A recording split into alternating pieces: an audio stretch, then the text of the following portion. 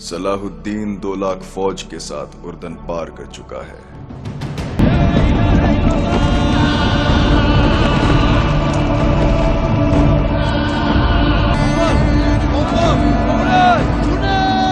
खुदा हमारे साथ है। तुम बहुत बड़े फितना हो रेनॉल्ड।